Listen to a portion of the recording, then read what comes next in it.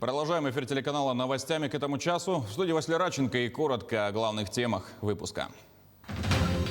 Новая партия вакцины поступила в Якутию. Прививать желающих начнут уже на этой неделе. Совет ветеранов по Алданскому району переизбрал председателя, на чьи плечи перешла ответственность. НВК «Саха» получила гран-при Всероссийского открытого телевизионного конкурса «Федерация-2020».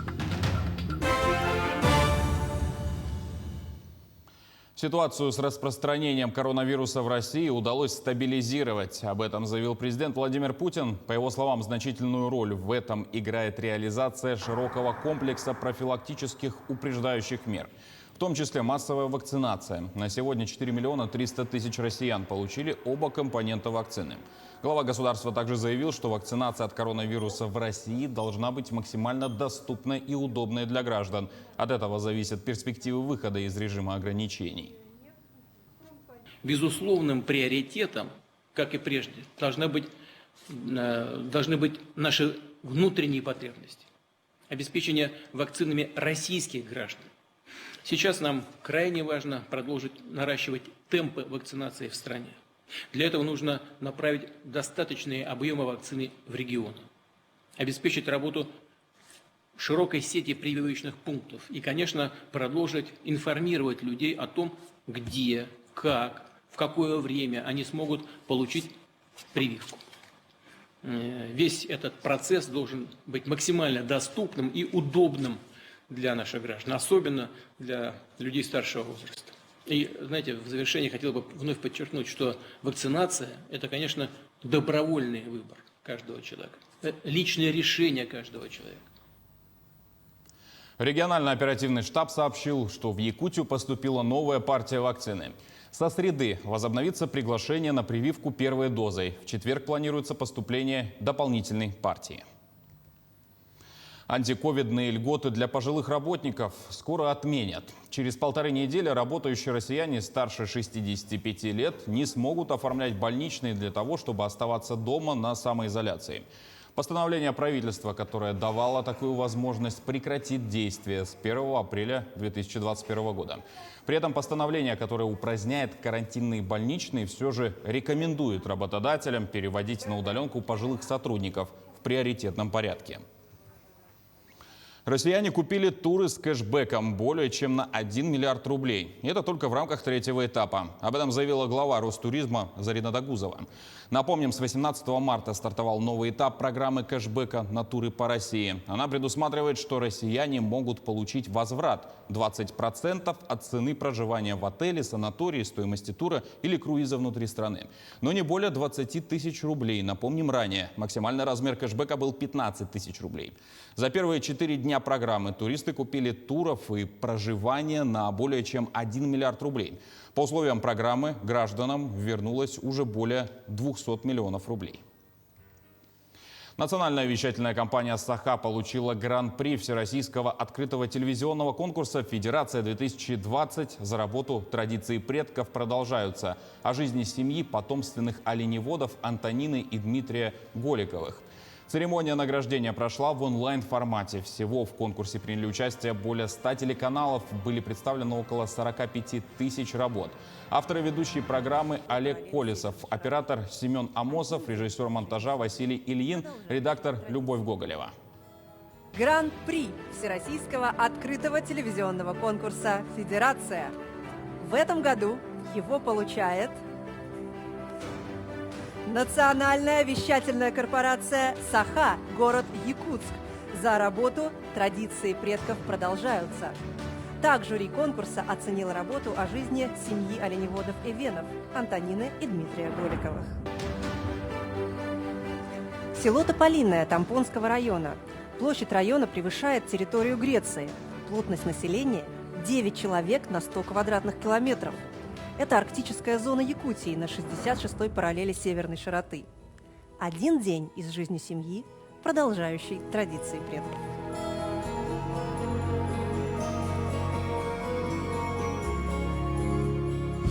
Совет ветеранов по Алданскому району переизбрал председателя. Прошлый возглавлял его 12 лет. Татьяна Вахнина расскажет, на чьи плечи перешла ответственность, а также о делах, планах и перспективах Совета. Налаживание межведомственного взаимодействия, объединение старейших работников предприятий района и восстановление истории ликвидированных организаций – это лишь часть планов Галины Красноусовой. На отчетно-выборной конференции активом Совета ветеранов войны, тыла и труда по Алданскому району Галина Ивановна была единогласно избрана председателем. Не отнять у нее энергии, таланта, чувствуется, что человек горит желанием работать. У нее все здесь налажено, работа. Она успевает не только заниматься ветеранскими делами, она успевает заниматься и народном хоре. Галина Красноусова много лет работала в сфере культуры. Вечера отдыха, встречи, празднование Дня Победы и поздравления ветеранов на дому, сотрудничество с Советом всегда было плодотворным. Времени на знакомство с новой работой Галине Ивановне не понадобилось. В течение последнего года она являлась исполняющей обязанности председателя Совета. Мы познакомились со всеми нашими ветеранами. Ну и по работе вы знаете, что культура – это всегда связь со всеми советами, со всеми общественными организациями. Поэтому мне было очень легко и просто. Прежний председатель Салим Козырев возглавлял Совет в течение 12 лет. Салим Абдулович сложил полномочия, выразив уверенность, что основные направления деятельности Совета преемниками будут продолжены. Наше старшее поколение уходит, 70%. Те, которые уже ушли в иной мир. Поэтому нынче надо омолаживать президиум районного совета. Сегодня в Алданском районе проживают 2 участника Великой Отечественной войны, 1 житель блокадного Ленинграда и порядка 140 ветеранов тыла. Главной задачей вновь избранный председатель Совета называет заботу о каждом подопечном. У нас нет связи с нашими советами пенсионеров, допустим, правоохранительных органов. Поэтому в первую очередь для того, чтобы была большая, хорошая команда и не забывать наших ветеранов, мы хотим с ними заключить соглашение. Наиболее многочисленную категорию ветеранов, почти 1300 человек, составляют дети войны. Это граждане, родившиеся в период с 1928 по 1945 годы. Алданским советом продолжится работа по формированию данной категории. Татьяна Вахнина, Георгий Баранов, Алдан. Почетная жительница Ленска Левтина Бабаева, несмотря на возраст, активно и энергично участвует в общественной жизни города, района, является депутатом и членом нескольких советов. Кроме того, держит подсобное хозяйство. Светлана Балеева о том, как женщине удается совмещать все эти увлечения. Родилась Левтина Николаевна в Иркутской области. Приехала в Ленск с родителями в 1965 году. Окончила 3-ю школу, но поступила в институт только через 2 года после ее окончания. Получив образование, устроилась на работу в районную администрацию в финансовый отдел.